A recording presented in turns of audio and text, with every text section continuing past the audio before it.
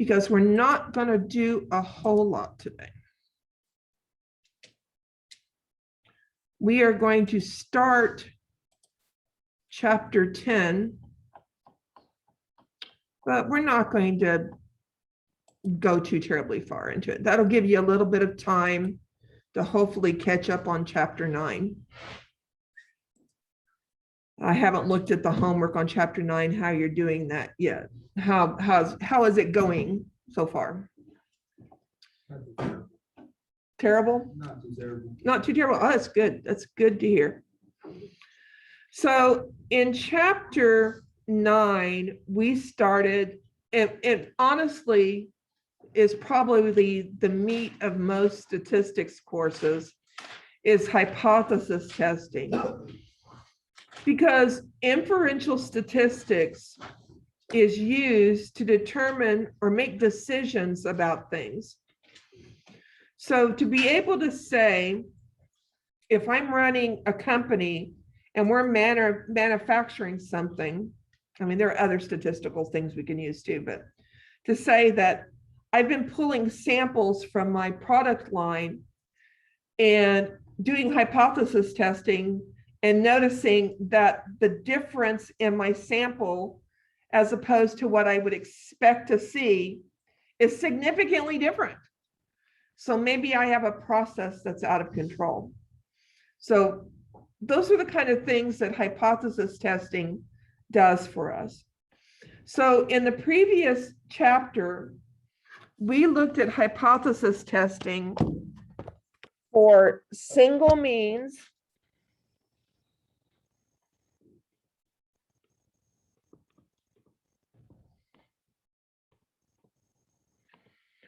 when sigma is known. Now, again, even though sigma is known, you're looking at samples. So when you put standard deviation into your calculator, it's going to be the standard error of the mean because you're looking at samples. Okay, and then we looked at a single mean when sigma is unknown. In this one, we're going to have to use a t distribution, the student's t. In this one up here, we would use the normal distribution. Because if you know sigma and you know it's normal, then you can use the normal distribution. And then we looked at a single proportion.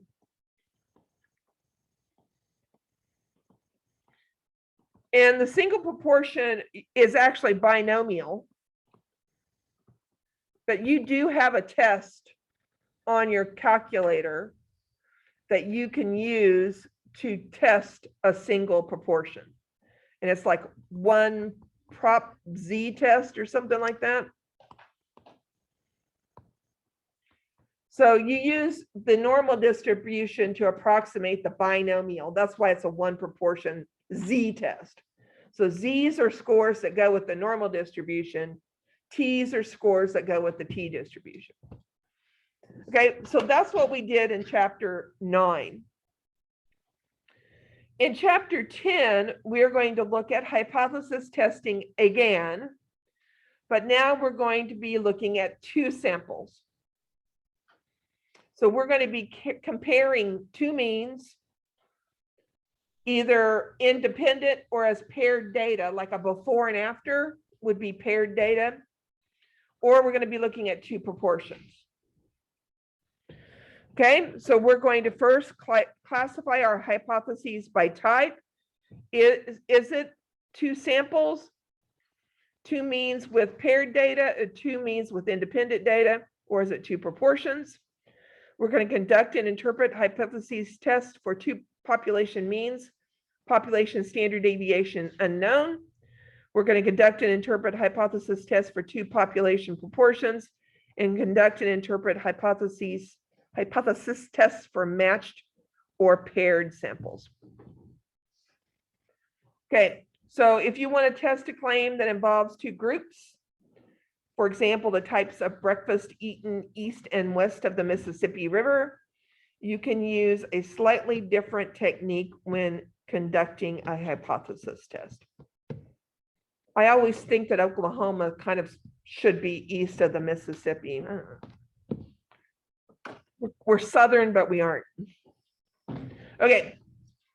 Studies often compare two groups. For example, researchers are interested in the effect aspirin has in preventing heart attacks.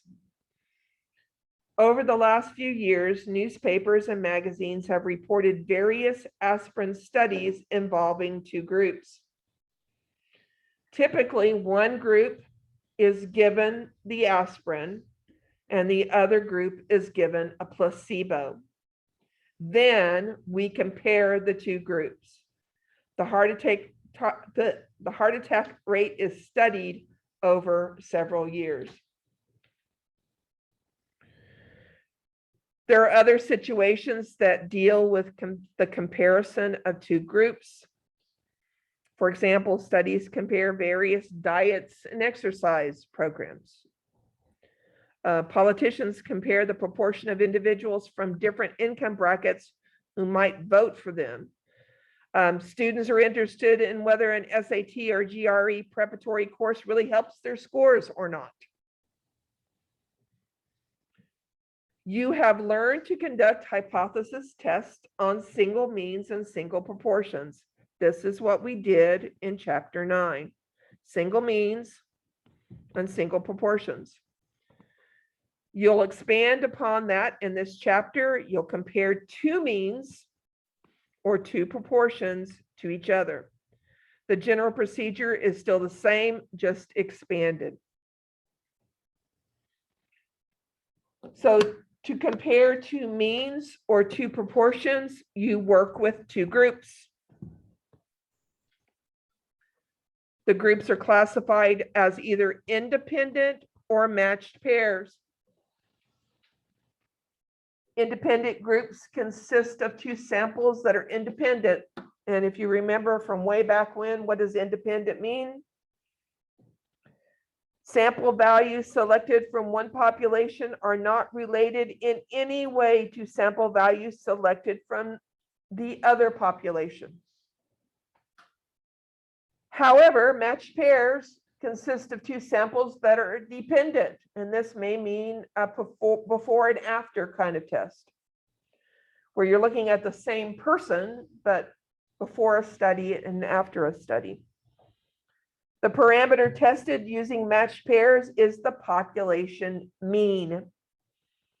The parameters tested using independent groups are either population means or population proportions. So if you're looking at matched pairs, you will be testing means. If you're looking at independent groups, that's either going to be a mean or a proportion, depending on the data that you have.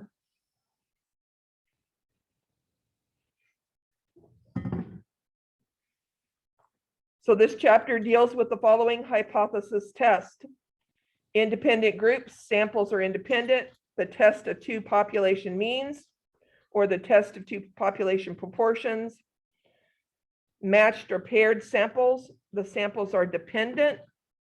The test of two population proportions by testing one population mean of differences. And this gets you, you'll forget that when you're doing a hypothesis test on matched or paired data, that you will be looking at differences. So your data will consist of a whole bunch of differences and not raw data. And you can do this on your calculator. You can put one set of data in a list and another set of data in another list. And in the third list, you can put the difference in the two lists. So you can literally type in L1 minus L2, and it will calculate the differences for you. Okay, so independent samples first.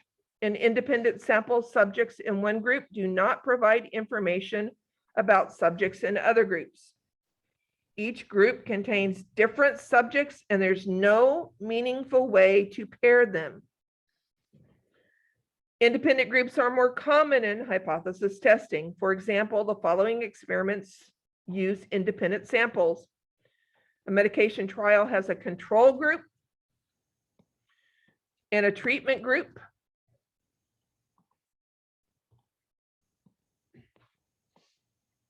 That contains different subjects. They would be independent of each other because the subjects in each group are different. A study assesses the strength of a part made from different alloys. Each alloy sample contains different parts. Studies that use independent samples estimate between subject effects. These effects are the difference between groups, such as the mean difference, for example, in the medication study, and the effect of the mean difference between the treatment and control groups. The focus is on comparing group properties rather than individuals. The sample size for this type of study is the total number of subjects in all the groups. Okay, dependent samples. In dependent samples, subjects in one group do provide information about subjects in the other group. The groups contain either the same set of subjects or different subjects that the analysts have paired meaningfully. Groups are frequently dependent because they contain the same subjects. That is the most common example. However, that's not always the case. Groups with different subjects can be dependent samples if the subjects in one group provide information about the subjects in the other group. For example, statisticians often consider different samples that include pairs of siblings to be dependent because one sibling can provide information about another sibling for some measurements. Other studies use matched pairs. In these studies, the researchers deliberately pair subjects with very similar characteristics. While matched pairs are different people, the statistical analysis treats them as they're the same person because they are intentionally very similar. For example, the following studies use dependent samples. A training program assessment takes pre-test and post-test scores for the same group of people. A paint durability study applies different types of paint to portions of the same wooden boards. All paint types on the same board are considered paired. Studies that use dependent samples estimate within subject effects. These effects are the difference between paired subjects, such as the subject's mean change. For example, the training program assessment estimates the mean change for subjects from the pre-test to the post-test. The emphasis is on the difference between paired subjects. The sample size for this type of study is the number of pairs. Terms such as paired, repeated measurements within subject effects, matched pairs, and pre-test, post-test indicate that groups are dependent. Okay, all that was just the introduction to the chapter. Okay, two population means with unknown standard deviations. The two independent samples are similar random samples from two distinct populations.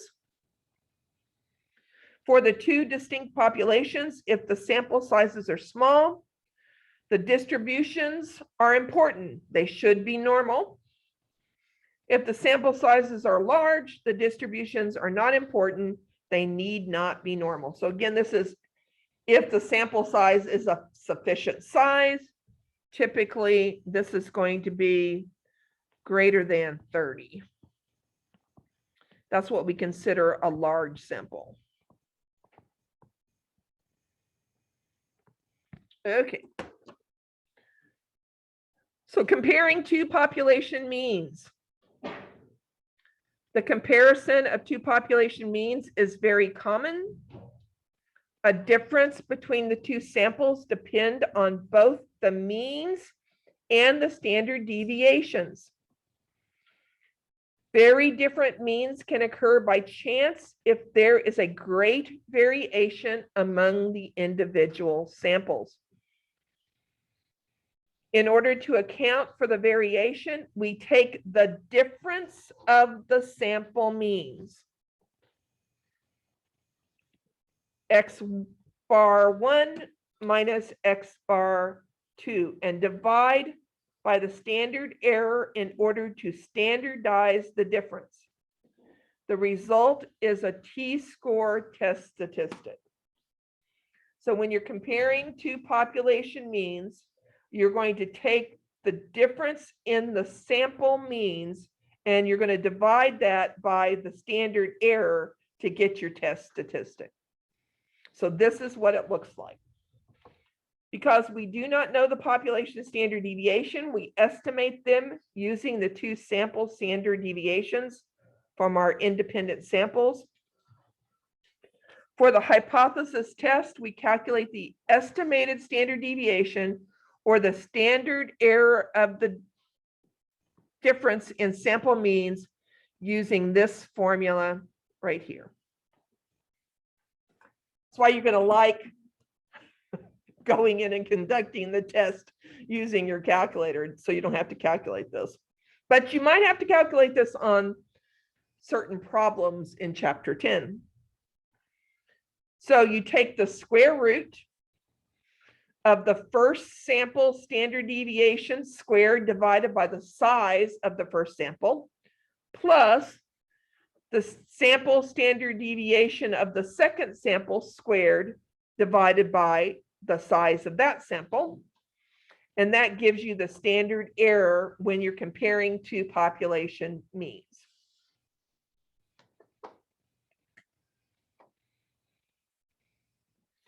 Your test statistic, the t-score is calculated as follows. You take the difference in the means minus the difference in the population means and divide it by the standard error.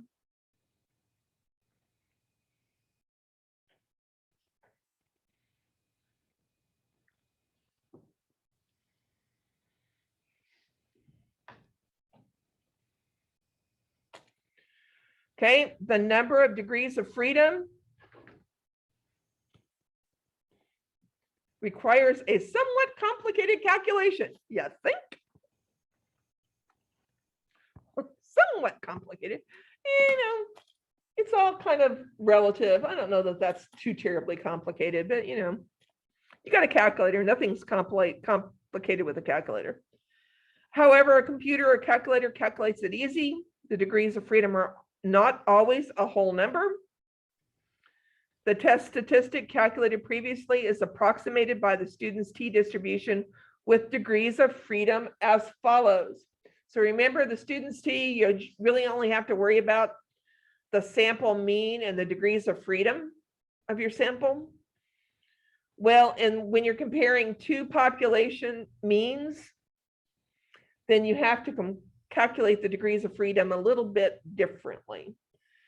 So you take the standard deviation of the first sample, you square it, you divide it by the size of the first sample, you add to that the standard deviation of the second sample, squared, divided by the number in that sample, you square that result, and then you divide that by the degrees of 1 over the degrees of freedom of the first sample times that S1 squared divided by N1 squared. Then you take the 1 over the degrees of freedom of the second sample and multiply it by its standard deviation squared divided by its sample size squared. Okay, we're going to do these calculations maybe once, and then we'll go in there and use the tests in our calculator. Okay, pooled variance.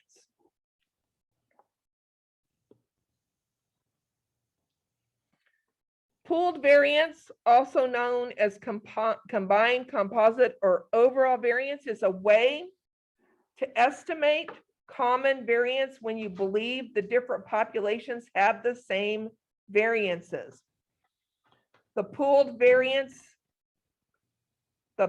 sample variance formula is n minus 1 times s1 squared plus m minus 1 times s2 squared divided by n plus m minus 2.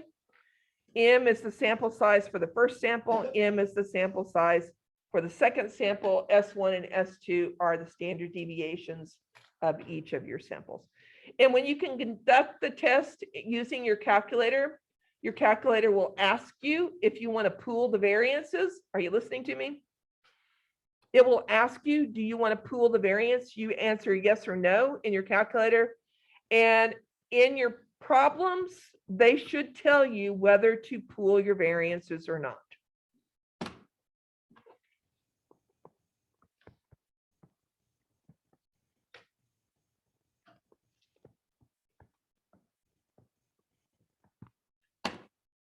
So typically, you can pool variances if you believe the population variances are the same.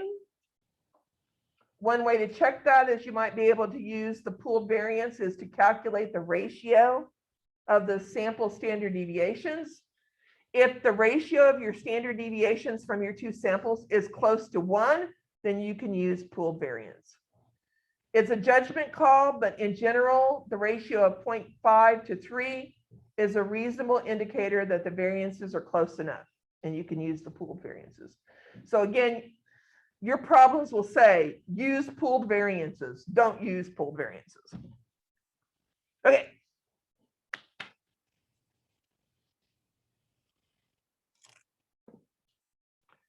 The average amount of time boys and girls age 7 to 11 spend playing sport each day is believed to be the same.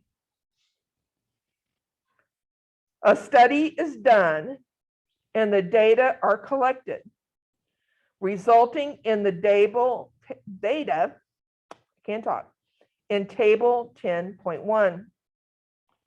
Each population has a normal distribution. That's important for us to know. Is there a difference in the mean amount of time boys and girls age 7 to 11 play sports each day? Test at a 5% level of significance. So we have the data, we see it's different. Is it significantly different? Is it statistically significant? Okay, so we see that they sampled 9 girls. The average number of hours they played sports per day was 2, with a standard deviation of 0.866. The boys, they sampled 16 boys. They see that they averaged 3.2 hours per day, but the standard deviation is larger. So you have more spread of data. So is the average 2 and 3.2 significantly different? Okay. So this is how we're going to set up our hypothesis testing.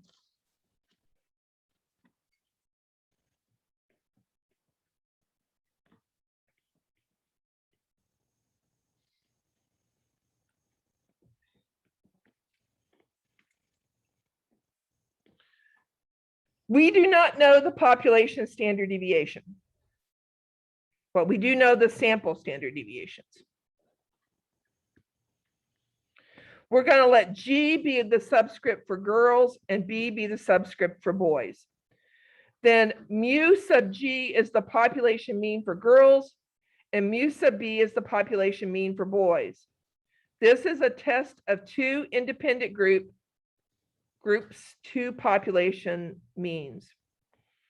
So we're going to test whether or not the means are the same. So based on our samples, are the means statistically the same? So we can also write this, oops, sorry about that, folks. We also write this like this. There is no difference in their means. So the difference in their means is 0. Okay, so what would be the alternative? The alternative would be that those means are significantly different. Now, you can't determine that boys play sports more than girls, but they would be different. So that would lead us to that their means, the difference in their means is not equal to 0. So that's what you're going to test. Are the means significantly different or not?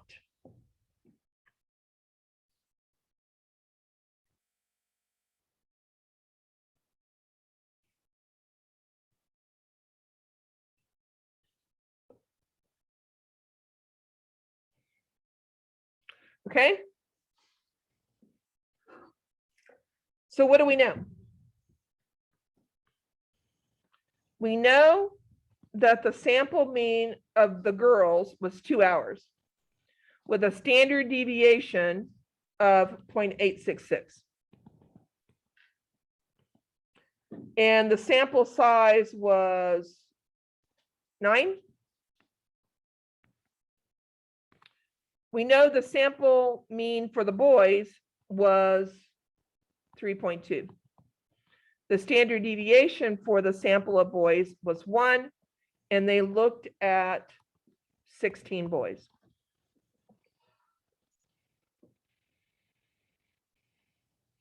Okay, and this is going to be a two-tailed test.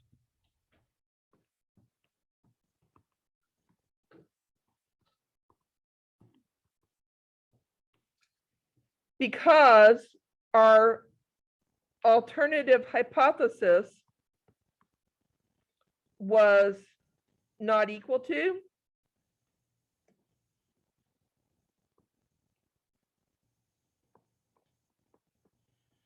Since it's not equal to, that is a two-tailed test.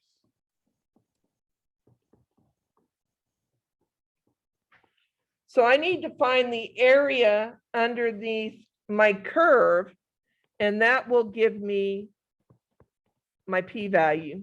Half of it's in each tail.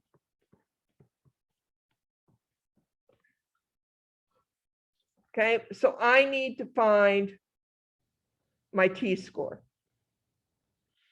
So I only need to find one of them. I don't need to find both of them. I just need to find one, and then I can use the inverse t to find the area under the curve. No, I can find the t distribution to find the area under the curve. I can't do this. Okay, so here's your formula.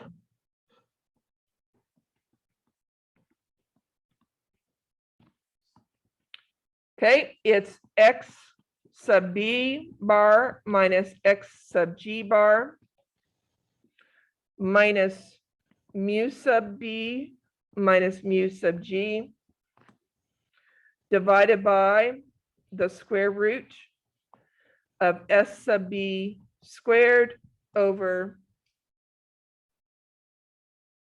n sub b plus s sub g squared over n sub g. So we're going to make those substitutions. So we have 3.2 minus 2. We're assuming that the means are the same. So if the means are the same, that subtraction there is going to be, we're going to subtract 0 over the standard deviations. We have 1 squared over 16 plus 0.866 squared over 9. So I'm going to take my handy dandy calculator out.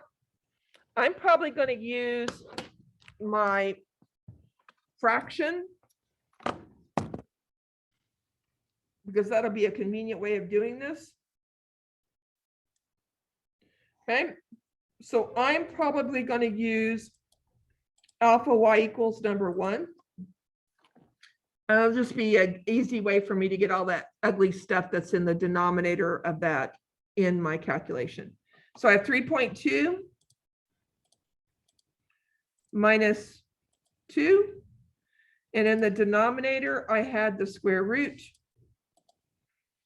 of 1 squared divided by 16 plus 0.866 squared divided by 9.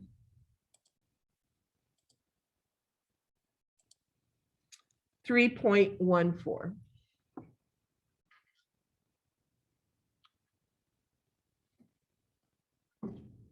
you go back to the formula? Just right now.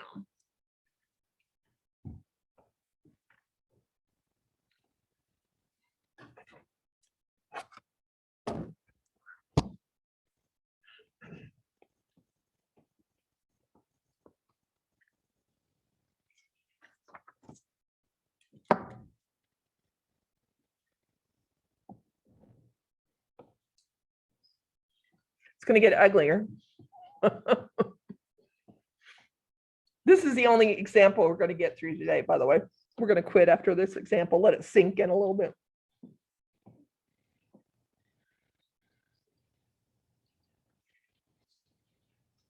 Okay. All right. So this is what this looks like.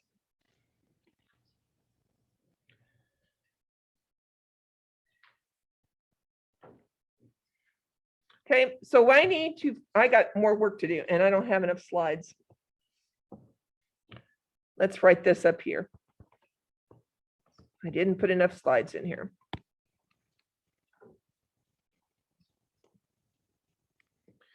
Okay, so this is a T distribution, two-tailed.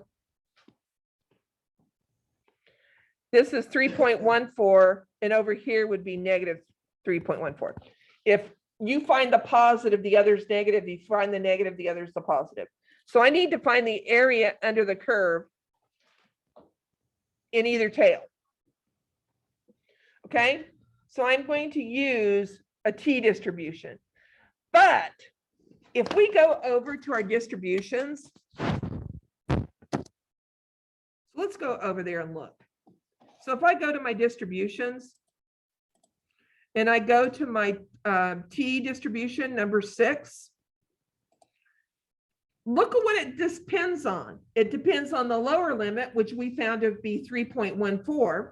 The upper limit is a really, really big number. If we're only looking at one tail, we can start at 3.14 and go to a really big number. But it depends on the degrees of freedom. Dadgummit. Because you're going to have to use the formula to find the degrees of freedom. And it ain't pretty. Okay. So we're going to go back over here and we're going to write down the degrees of freedom formula.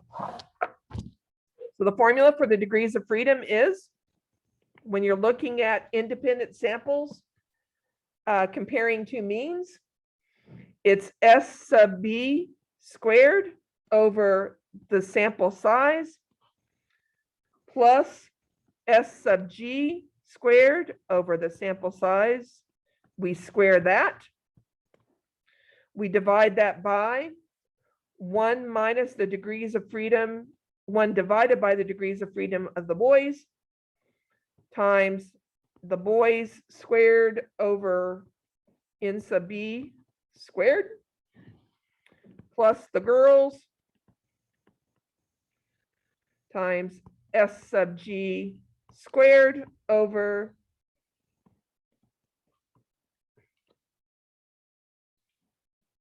that ain't pretty.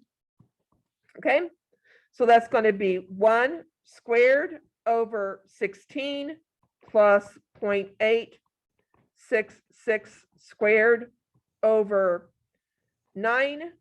We're going to square that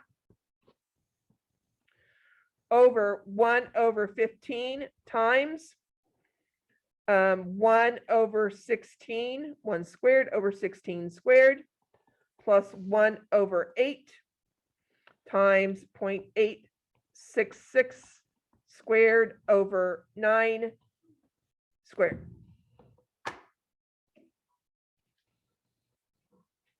It's a pretty thing, isn't it pretty? Let's see if we can calculate it.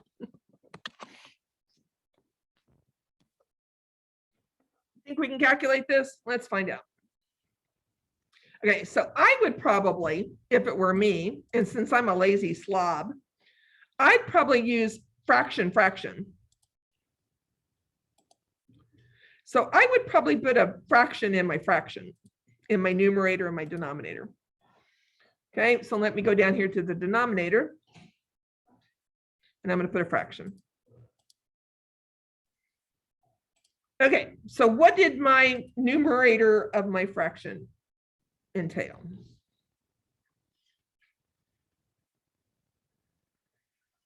Okay, that was the S sub B. Maybe I don't need a fraction. Well, we'll do it anyway. So I have S sub B squared. So 1 squared. And I need some parentheses. I think I need a parenthesis here because I'm going to square all this. Okay, so I have 1 squared over 16. And I'm going to square that one in the numerator. All right, so then we're going to do plus. And then we're going to have 0.866 squared over 9. And then we're going to square that. So does that look like what we had in the formula? 1 over 16, it's 1 squared, but 1 squared is 1. Plus 0.866 squared over 9, and then we're going to square that. Okay, so what do we have in the denominator of this? We have a couple of fractions. The first fraction, we have 1 over 15 times that squaring. So maybe I do something like this. 1 over 15 times, oops, got the times in the wrong place. Delete that, get it out of there. Times. And I'm going to multiply that times that standard deviation of boys over n of boys squared. So maybe some parentheses and a fraction. So that's 1 squared divided by 16. And we're going to square that.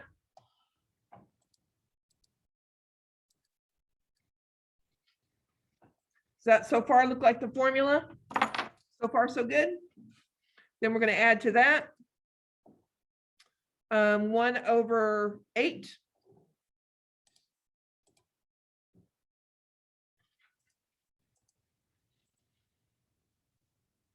You're going to really appreciate this test here in a minute. Times, so let's put some parentheses. Get a fraction. So that's going to be 0.866 squared over the size of my sample, which was 16. Oh, no, it was 9, that wasn't it?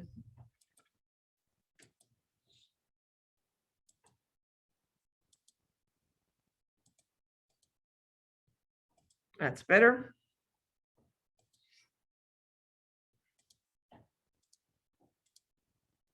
Close my parentheses and square that. Just make sure I got everything in there correctly.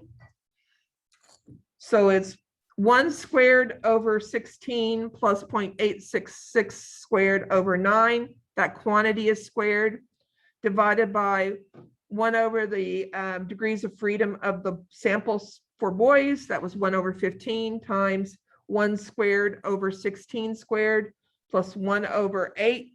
So that's 9 minus 1 is 8 times 0.866 squared over 9, the quantity squared. Okay, hit enter and close your eyes. Yay! It's right. 18.8466 is the degrees of freedom. So now I have every piece of information I need to do a t-distribution. So let's go back over there and write this down.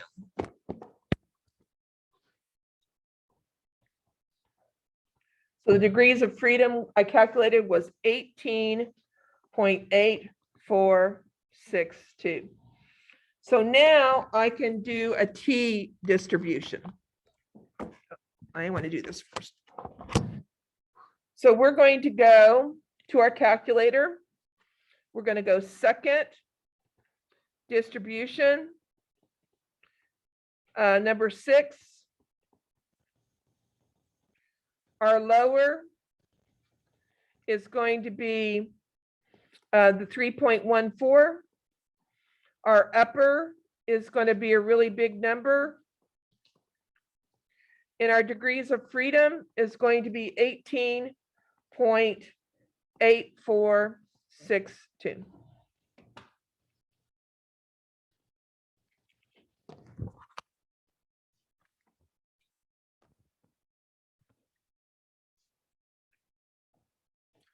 So I'm going to go to my distributions. I'm going to do a number 6. The lower is 3.14. The upper is a really big number.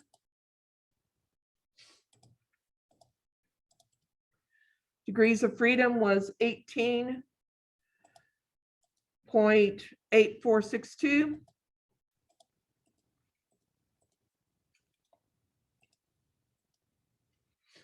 .0027. So that is half my p-value because I got half my p-value in each tail. This is the area in the tail to the right of 3.14. So I'm going to double that to get the p-value. So since this is a two-tailed test, half the p-value is in each tail. So if I double that, and they got 0.28 because they rounded off more than I did apparently. So our p-value is going to be twice the 0.002715, which is 0.00543. In our preset alpha, we're looking at a 95% confidence. So our preset alpha is 0.05. So if the null is low, if the P is low, the null must go. So if the p-value is less than our preconceived alpha, which it is, we're going to reject the null hypothesis. We're going to reject that they're not different. The data, the sample data supports the conclusion that the mean number of hours that girls play sports is different than the mean number of hours that boys play sports. Since we're rejecting that they're the same, we're concluding that they're different. So the sample data supports the mean hours that girls play sports is different than the mean hours that boys play sports. All right.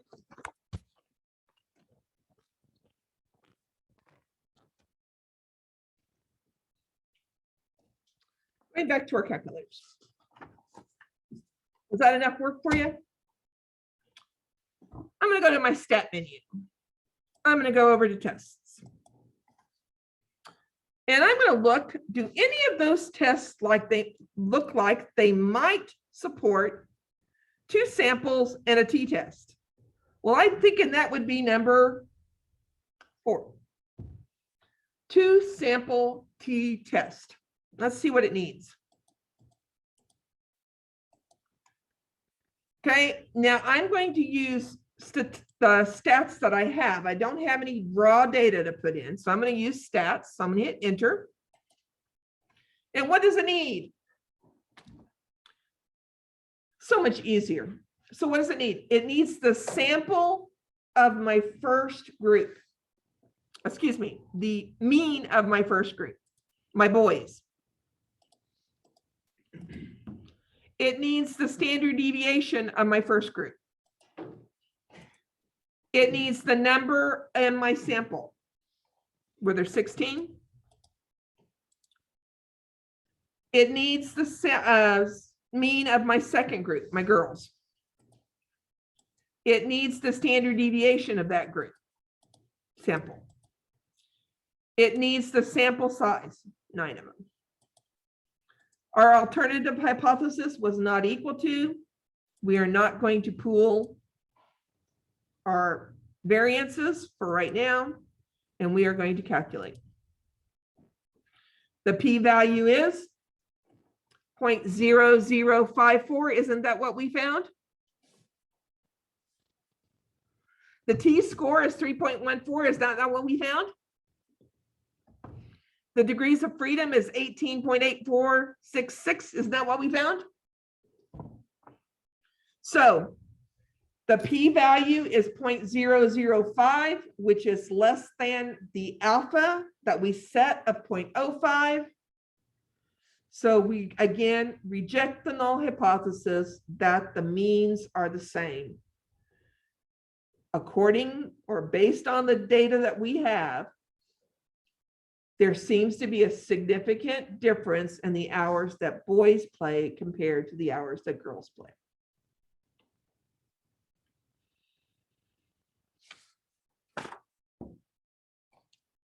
So from now on, are you going to calculate the degrees of freedom? No. Are you going to calculate the t-score? No. Do it once and go, yes, yes. You can use the 2 sample t-test to compare 2 means. Okay. Are there questions?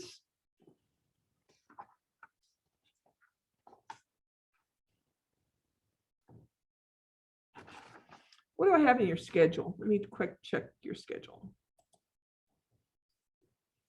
I think we're ahead a little bit, so I don't want to get too far ahead. What's due when, Lisa? Right there. 9.5 is due today, and then the next one's due Thursday. So that would be 9.6. Yeah. So 10.1 is not due till next Tuesday. Yeah. Well, then this is a good place to quit. So we'll finish this up on Thursday. Are there any questions? No, ma'am. All right, we'll see you Thursday.